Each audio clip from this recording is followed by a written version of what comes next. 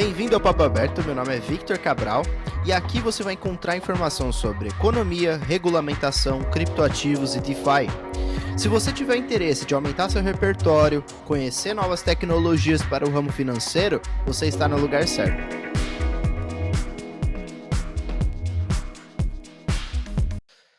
Bom, mais um Papo Aberto e como vocês podem ver, hoje voltamos ao cenário oficial do Papo Aberto. Estamos na França novamente, depois de uma longa estadia no Brasil, foi muito legal. Esse mês eu pude comparecer em vários eventos, conhecer pessoas magníficas e ter contato com muitas outras pessoas. Uma delas é o Breno.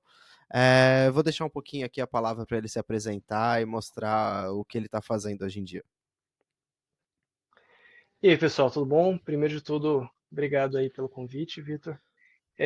Meu nome é Breno Brito, eu sou formado em engenharia, eu trabalhei, mexo com Bitcoin, inteligência artificial, finanças. Eu comecei aí, comecei a entrar no mundo financeiro e de inteligência artificial lá para 2009, 2010. E daí eu trabalhei alguns anos no mercado financeiro e depois disso eu vi o Bitcoin crescendo, eu já acompanhava o Bitcoin, já fazia algum tempo, mas aquele negócio acompanhando de longe. E aí em 2017 eu resolvi entrar de cabeça, comecei a estudar, fiz uma empresa, fui acelerado, ganhei investimento e acabou que a empresa não deu certo por vários motivos, o mercado era muito incipiente na época, muita gente ainda não botava muita fé. No 2017 era talvez uma ideia muito nova para a época. E daí para frente eu continuei trabalhando com isso, tanto na área financeira, eu cheguei a trabalhar como copywriter, tinha uma equipe de escritores aí, a gente escrevia sobre vários artigos sobre finanças e cripto em várias, se vocês olharem, muitas corretoras, exchanges têm artigos que foram escritos ou por mim ou revisados por mim, e como ghostwriter. E depois trabalhei um pouquinho também como pesquisador de finanças quantitativas. E depois disso eu entrei de cabeça no mundo aí de inteligência artificial, que eu já estudava desde a faculdade, já trabalhava, já fazia projetos pessoais antes, eu fazia cursos, é sempre uma paixão minha, mas eu comecei a entrar a fundo com isso daí, comecei a trabalhar numa startup pequena dos Estados Unidos, depois fui convidado para trabalhar no mercado Bitcoin, depois de um artigo que eu fiz, onde mostrava que tinha uma exchange falsificando volume. E aí eles falaram, pô, eu tenho um problema aqui que eu quero resolver que é bem parecido com esse. E aí eu comecei a trabalhar no mercado Bitcoin e hoje eu estou fazendo é, inteligências artificiais de linguagem, tipo ChatGPT, Ah, específicas para Bitcoin. caramba, que legal. E quando foi o ano que você entrou no mercado Bitcoin? Foi em 2021. 2021. Você não Isso. pode falar qual era a exchange que estava Posso, falsificando? posso. É uma história bem legal até. Quando eu comecei minha empresa em 2017, 2018 eu fiz contato tanto com a Criptomoedas Fácil, que hoje virou Criptofácil, e com o portal do Bitcoin. Uhum. E eles estavam querendo arrumar artigos novos e tal, aí falaram, pô, não quer escrever aqui pra gente? Eu falei, pode ser, eu negociei ali com eles, fiz um primeiro artigo falando sobre stablecoin, que era uma coisa mega nova da época lá, como é que tipos de stablecoin, se ia funcionar, se não ia funcionar, se prestava ou não prestava. E aí o segundo artigo, eles gostaram muito, eles falaram que foi um dos artigos mais lidos na época da plataforma, que foi um artigo bem denso, e aí eles falaram, pô, você que gosta desses assuntos mais densos, você tem esse artigo aqui que fizeram sobre exchanges falsificando volume, que é o famoso wash trading. E aí falaram, pô, será que você não poderia fazer um desse para o Brasil? Eu falei, beleza, pode ser. E aí eu peguei isso daí, comecei a fazer, e assim, meio que todo mundo já sabia que a Negocie Coins, que depois mudou o nome para Bitcoin Banco, todo mundo sabia que aquela exchange não era lá muito confiável. Sempre tinha aqueles papos ali, o pessoal ficava todo mundo com o pé atrás, todo mundo falava rumor ali por trás de tudo, mas não tinha algo concreto ali para dizer, ah, isso aqui realmente eles estão sendo picaretas aqui. Todo mundo meio que tinha uma noção, mas ninguém falava isso abertamente porque não tinha dados. E aí o que eu fiz foi pegar os dados. Eu peguei os dados de várias exchanges, se eu me lembro bem, da Negocicoins, do mercado Bitcoin, da Foxbit, acho que eu esqueci, tem umas outras duas que estão menos. Aham. Brasiliex e tinha mais uma que eu esqueci o nome agora. Ela existe ainda, mas eu esqueci agora qual é o nome dela. Que era bem novinha lá. E aí e aí eu modelei a liquidez dela e mostrei que a Bitcoin, a Negocicoins mostrava que tinha mais de 60% do market share do Brasil, sendo que ele tinha de longe uma das piores liquidez assim de todas as exchanges. E aí Caramba. eu fiz um modelinho, mostrei, dei algumas explicações, mostrei lá, fiz um Bom. artigo. E isso em 2018. E aí em 2021, aliás, até uma coisinha antes, eu fiz isso em 2018 e os caras me ligaram. Ele ligou para mim e falou: Oi, meu nome é Fulano, Fulano, Fulano, meu número da OAB é tal, tal, tal, e eu estou com as minhas metralhadoras jurídicas apontadas para você agora. Eu quero que você tire esse artigo É, do ar e não sei o quê. E metralhadora aí eu fiquei jurídica. um. Ele falou com essas palavras: estou com a minha metralhadora jurídica apontada para você agora. E aí tira esse negócio do ar aí, que aí vai ficar tudo bem, mas isso aí é uma mentira e não sei o que. Eu falei, não, tá tranquilo. Eu enrolei ele o dia inteiro, falei, não, tá tranquilo, vou falar com o cara lá do portal do Bitcoin, que ele coloca a sua nota ali, você escreve o que tá errado do artigo, ele vai colocar junto no negócio. Não, você não tá entendendo. Eu quero que você tire do ar. Eu falei, não, tá tranquilo, pode ficar tranquilo. Manda para mim sua nota que ela vai estar ali junto do artigo, aí todo mundo vai poder ler seu contraponto. Aí, não, se eu quero que tire do ar. Não, relaxa, seu contraponto vai estar lá, tá de boa. Aí ficou, E ficou o assim dia foi. inteiro me ligando. Até que eu fiquei cansado de brincar com ele. Daí eu desliguei, bloqueei ele e ficou por isso Mas mesmo. o artigo tá O artigo publicado até ficou lá. hoje. O artigo está publicado até hoje. Foi o primeiro, inclusive depois o Cláudio Rabin, que inclusive saiu do portal do Bitcoin, ele falou depois, foi o primeiro processo que eles sofreram da história. Foi o primeiro Bom, fui eu que escrevi, fui eu que dei o primeiro processo para eles. E aí, enfim, aí isso aí, e aí o dono do Bitcoin Banco foi preso em 2021, que era o famigerado aí rei dos bitcoins, e eu fiz uma thread no Twitter, o Tota lá do Mercado Bitcoin viu e falou, pô, eu lembro desse artigo, pô, a gente falou muito sobre ele nessa época, a gente quer alguma coisa assim, e eu entrei nessa época. caramba, que legal. E foi um caso interessantíssimo, então. E o bom disso é que todos os dados estão on-chain, né? Então, para você conseguir fazer essa análise também deve ter sido muito mais fácil do que fazer com o banco tradicional, com uma instituição financeira tradicional. Não que a competência técnica por trás não seja necessária, mas eu digo com relação ao acesso de dados, né? Na verdade, eu não usei dados on-chain, eu usei dados da API pública. Ah, E ainda assim, mas ainda assim é muito mais fácil fazer com exchanges, porque as APIs do mercado financeiro tradicional é muito difícil você pegar os dados da AB3, por exemplo. Não hum, é, você consegue ir atrás de uma corretora, você pega uma coisinha aqui, uma coisinha ali, mas para você pegar dado bom e consistente e de em tempo real, aham, você tem que pagar e nem sempre é pouco. sim. Então, o que acontece é que em exchanges, as exchanges, mesmo sem os dados on-chain, ainda assim são um sistema muito mais aberto, muito mais transparente em alguns aspectos do que o mercado financeiro tradicional. Legal. Que bom, né? Pelo menos a gente tá chegando em algum lugar com isso. Com todo esse Sim, movimento que tá vindo aí, eu acho que faz total sentido a gente ter uma transparência muito maior, porque isso tá no âmago da tecnologia, né? E a gente tem que, a gente tem que continuar, ou no caso, a gente tem que conseguir perpetuar isso. Eu acho que é muito importante para as finanças descentralizadas e para o CeFi também conseguir, a gente conseguir ter acesso a esses dados de uma forma mais transparente do que no mercado tradicional.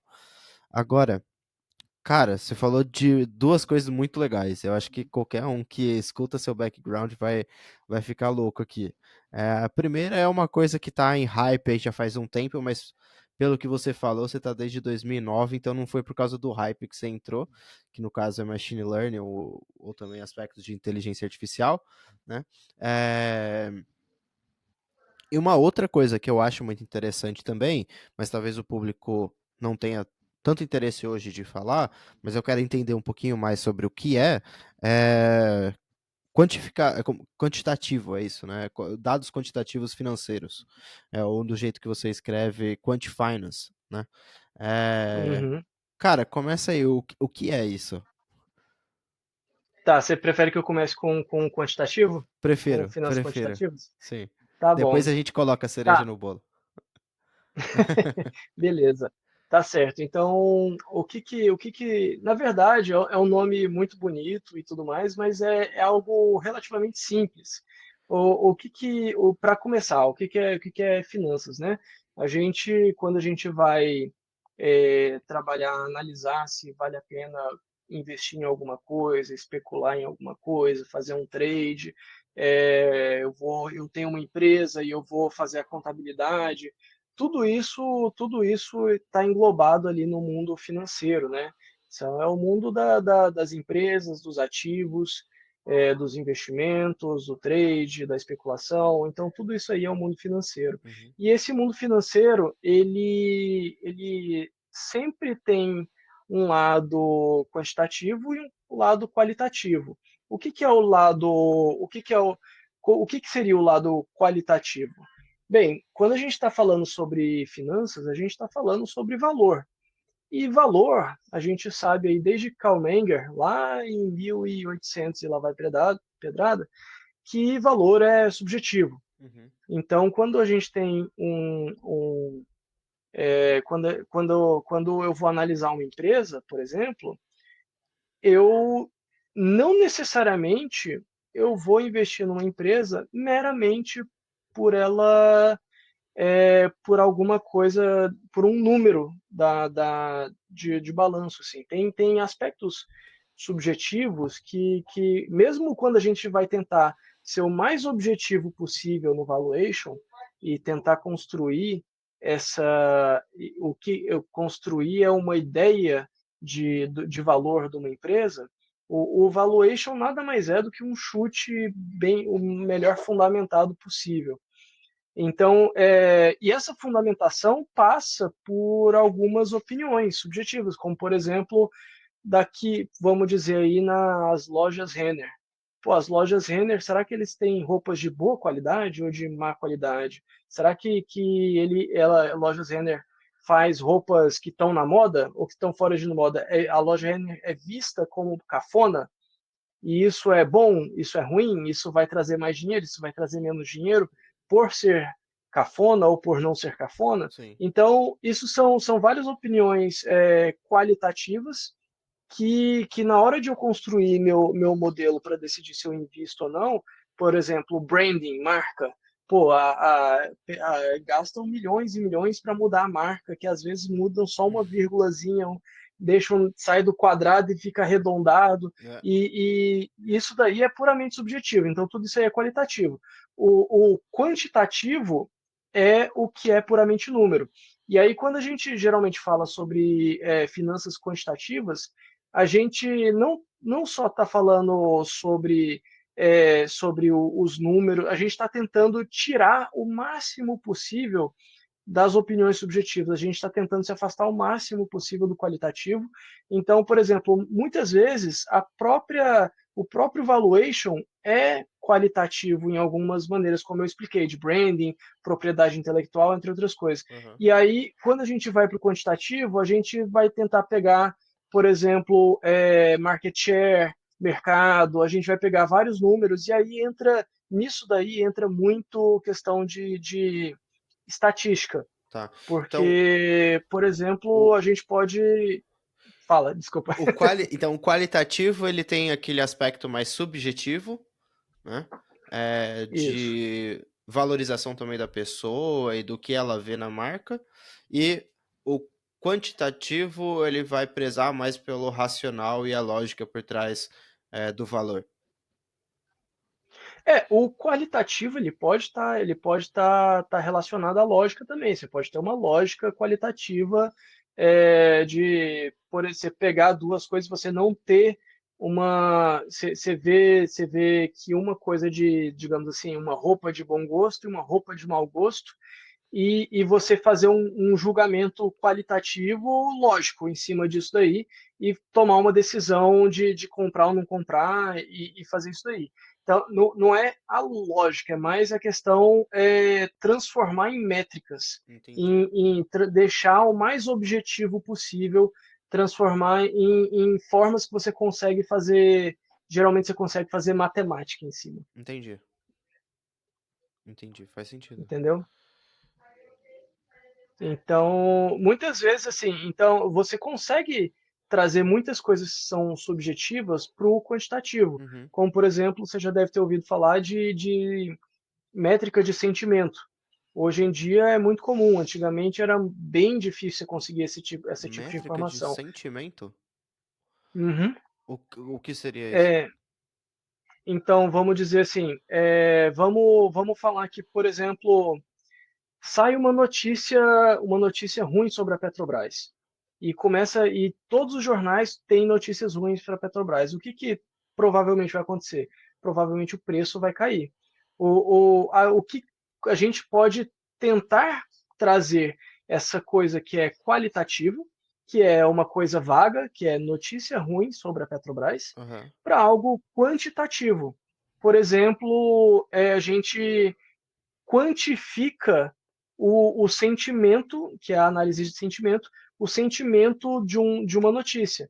Então, por exemplo, se tem muitas palavras e frases negativas, como caiu, perdeu, não, derreteu, entre outras, aí várias palavras que têm aspectos negativos, a gente pode pegar essas palavras que têm aspecto negativo, contar elas, essa é a maneira mais simples e, digamos assim, ingênua, entre aspas, de fazer essa análise. Aham. Você pode pegar e contar essas palavras negativas e comparar com palavras positivas, o tipo cresceu, superávit, bombou, tá top, Aham. subindo, etc. E a gente compara um com o outro e fala e tenta, por exemplo, fazer um de -1 a 1. -1 é muito negativo, 1 é muito positivo e 0 é neutro.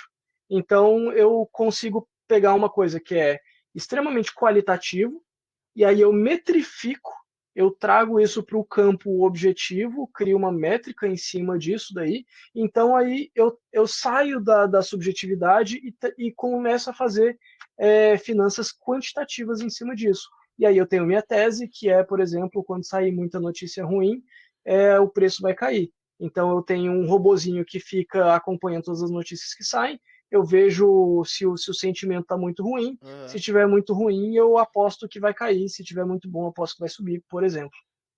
Caramba, é bem interessante isso. Assim, eu. Bom, todo mundo sabe que o meu background é de jurídico, né? Eu sou regulatório, então não é a minha área exatamente. Então eu tô bem impressionado, assim, muita coisa interessante que acontece. Eu li um livro, aqueles livros bem clássicos, assim, de quotes, né? Que eu acho que chama Poder do Hábito, se eu não me engano. E ele falava Já exatamente. li. É muito bom o livro, eu gosto bastante. Ele fala sobre essa perspectiva de dados dentro de empresas e como isso pode afetar a venda da empresa, e como isso pode afetar também a tratativa com o cliente, né?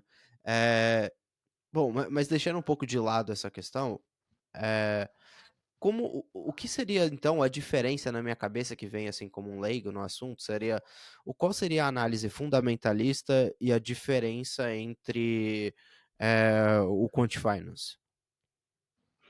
Tá. A análise fundamentalista é uma análise que tenta ir atrás dos fundamentos da empresa.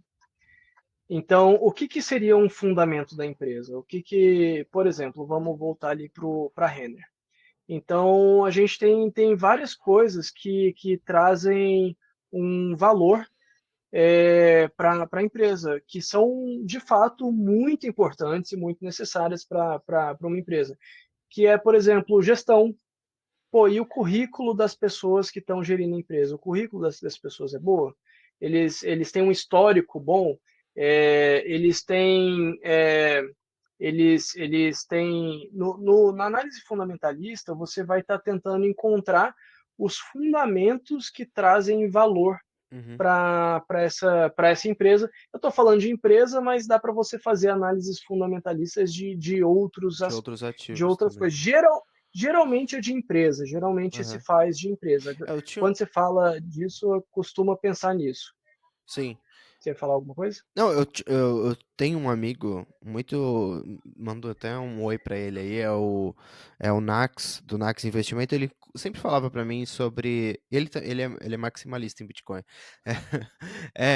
Ele fala sobre como fazer um relatório fundamentalista com relação ao Bitcoin. Ah,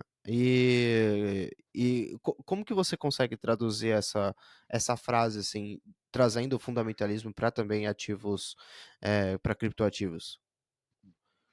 Então, quando eu comecei minha empresa de cripto lá em 2017, a ideia era justamente fazer análises fundamentalistas. Uhum, Então, eu criei métricas, eu criei algumas métricas tentando mensurar várias dimensões do que poderia trazer valor num criptoativo. aham, Eu não sei se eu vou lembrar aqui de cabeça, mas eram 4 pilares, se eu não estou enganado, que era a filosofia, a tecnologia, a economia e as entidades relacionadas. Então, por exemplo, vamos dar um exemplo aqui de cada. Entidades relacionadas, a gente via muito, a Microsoft fez um projeto uhum, com a criptomoeda tal e não sei o quê. E aí na época, eu via isso aí como algo que poderia trazer valor para a criptomoeda, porque, bem, se tem uma puta de uma empresa aí tendo adoção, a adoção estaria dentro da entidade também. Então seria adoção, seria pessoas que começam a fazer projetos juntos, seria número de programadores trabalhando em cima do projeto, aham, seria esse tipo de coisa.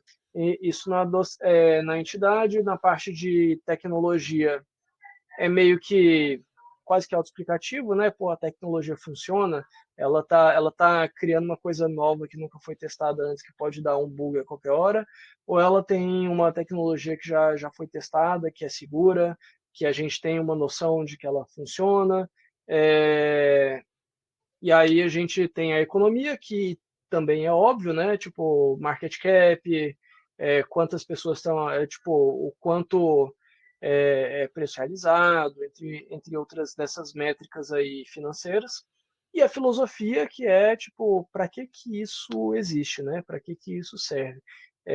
Isso aí que é altamente subjetivo, né? Pô, por exemplo, vamos dar um exemplo aí, o Ethereum está criando o computador do mundo aí, que era a narrativa que surgiu lá em 2014. aham, Isso é uma boa ideia ou não é uma boa ideia? Tentava colocar isso aí na filosofia e eu tentava criar com esses 4 pilares aí uma ideia geral de vários criptativos diferentes para tentar ver o que valia a pena investir, não investir, tradar, não tradar. E aí eu tinha esse pilar fundamentalista e que acabou sendo até ofuscado por um lado mais quantitativo, aham, que eu comecei a tradar correlação. Então eu pegava duas criptos lá em 2017 que eram descorrelacionadas entre si, eu comprava as duas e aí quando uma sobe a outra cai, aí eu vendo a de cima, eu compro a de baixo e aí depois no outro hum, dia uma sobe a outra cai, eu vendo a de cima, eu compro a de baixo. E com isso daí, em 3 meses, eu estava 70% acima do Bitcoin. Caraca, bicho. Nossa, isso aí é É, bem isso aí interessante. Na época funcionava muito, mas desde então as correlações. Em 2018 isso quebrou e Entendi. correlação foi tudo para um, todo mundo começou a tradear igual. Aham, Então isso aí deu. Esse modelo de trade hoje ainda funciona porque agora já deu um decoupling de novo, já teve um descolamento. Mas de 2018 até uns 2021, mais ou menos, não funcionava mais, entendi. praticamente. Talvez hoje já tenha algumas que dê para funcionar. Cara, faz total sentido como você conseguiu unir esses dois mundos, então, da finança, das finanças quantitativas com machine learning, né? Porque você acaba tendo que fazer essa análise de dados, e acredito eu que a análise de dados usando AI deve facilitar bastante a vida tanto de empresa quanto de pessoa, quanto de trader, né? Eh, então, assim, essa é uma frase verdadeira, assim? Você acha que usar machine learning, inteligência artificial, te ajuda bastante no que você faz no dia a dia? Bem, hoje machine learning é o que é o meu bread and butter, né? É o que eu faço no dia a dia é machine learning. Só que, assim, eu acho que é uma coisa para trade, especificamente, hoje em dia eu não faço mais trade, hoje em dia eu não estou mais mexendo. É muito simples comprar Bitcoin e esperar.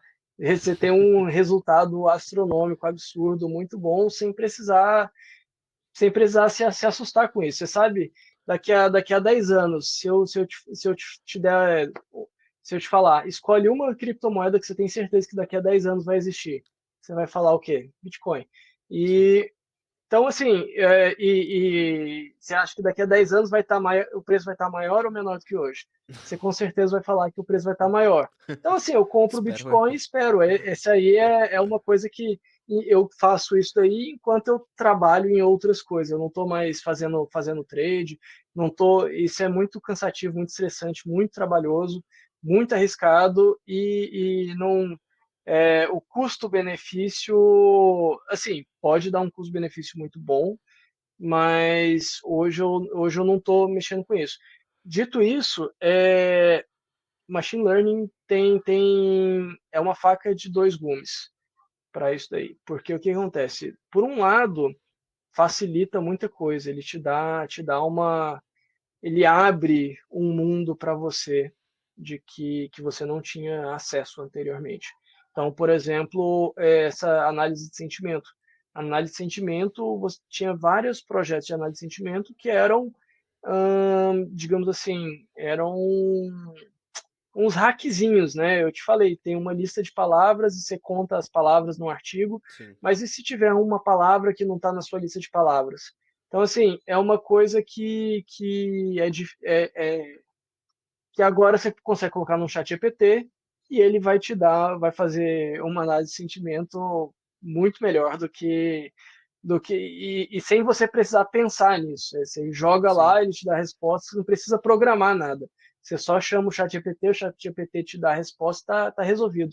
Então, assim, você consegue, por um lado, te facilita muita coisa, por outro lado, o que eu conheço de gente, desde quando eu comecei, meu projeto de TCC foi Machine Learning aplicado no mercado financeiro. Que ano Eu isso? usei aprendizado. Oi? Que ano? Não querendo. 2013. Ah, boa. Em Não querendo revelar 2013 eu sua fiz. idade.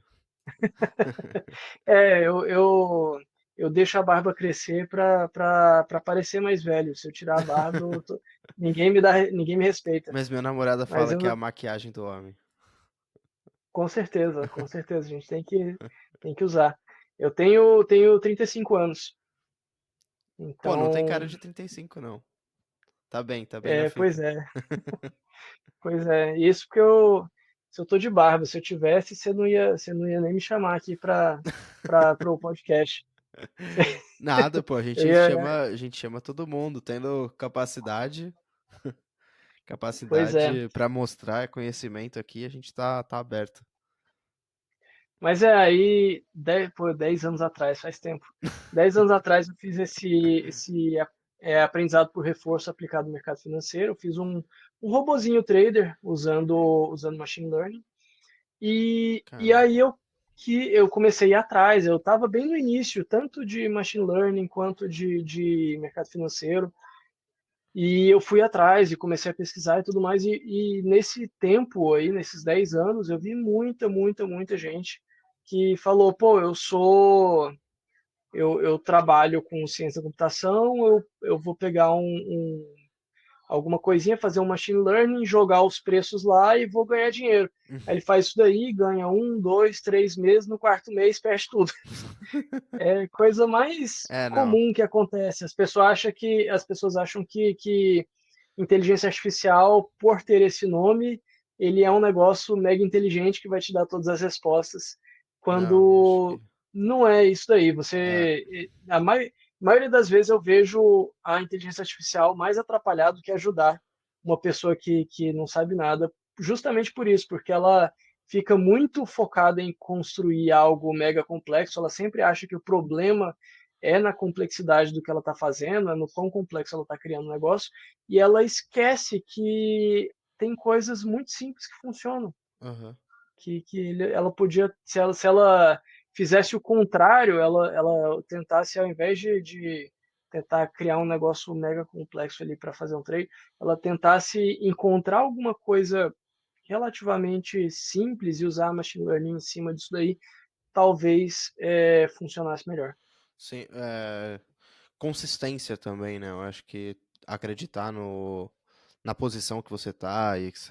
E se você tem estudado certinho, eu acho que um grande problema de trading, assim, no geral, é você ter uma capacidade psicológica e mental muito forte. Acho que você tem que ter isso enraizado, assim.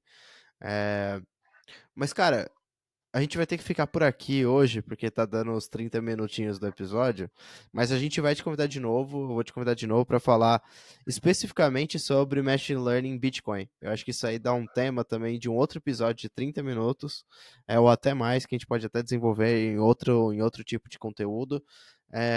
Queria agradecer por ter aceitado o convite de última hora aí. Muito obrigado, Breno. Foi sensacional a conversa. Eu vou sair daqui, eu acho que eu vou estar pensando em várias coisas que a gente pode conversar ainda.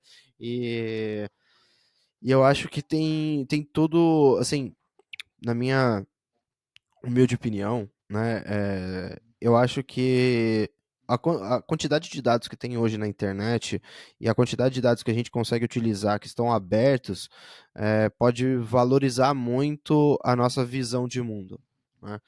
Então, é isso mais ou menos que eu estou levando para casa depois dessa conversa. Então, primeiro, é lógico que dados qualificados são importantes, né? Mas querendo ou não, eles são subjetivos e você tem que usar a quantificação desses dados para você validar a sua proposta e validar aquele valor de uma forma um pouco mais forte, né? Me corrija se eu estiver enganado aí do que eu estou falando. E tem alguma outra pergunta que você gostaria de ter respondido que eu acabei não fazendo? Olha, difícil dizer isso, porque minha cabeça também ela vai a mil, vai ramificando os pensamentos, vou pensando. Você já reparou ali que se deixar eu falo os 30 minutos sozinho, né? Não, mas esse é bom, pô. Então, Esse é o papel do host, é ficar escutando aqui. Eu tô escutando e assim, pra mim é sempre mind blow, as conversas são muito boas. É o que eu tava falando, você tava falando sobre dados com relação a Renner, eu já tava pensando nesse poder do hábito, e ele fala exatamente isso com relação a grávidas. Porque quando eles começaram a usar a utilização de dados ali para venda, né? Eu lembro que foi um exemplo muito legal. É, que o pai de uma menina, acho que de 16 anos, foi na loja. Eu não vou lembrar qual loja que era, qual marca que era. Mas foi na loja falando que ele tinha recebido uma carta dizendo, com vários bônus, assim, de fralda, de carrinho de bebê, de não sei o quê. E ele não estava entendendo por que ele estava recebendo aquilo. E aí foi descobrir que estava recebendo porque a filha dele estava grávida. Né? Então eu falei, caramba, esse é o poder que esse tipo de empresa tem, né, na mão. Ela consegue prever as coisas de uma forma absurda, o que acaba dando muito poder para elas, mas também Aí volta aquela frase do Homem-Aranha, né? Com o poder tem que vir a Sim, responsabilidade, né? De usar esses dados de maneira correta e de manter o segredo deles. sim. É isso. É a Target, se eu não me engano, Acho que é a Target, a isso empresa, mesmo. O nome também acho que já se é eu não estou bem enganado. preponderante, né? Pois é, enfim, finalizando, eu agradeço bastante aí, Vitor. Valeu aí pelo Imagina. convite. Foi um prazer, muito divertido. Sempre que quiser, só chamar. Fechado.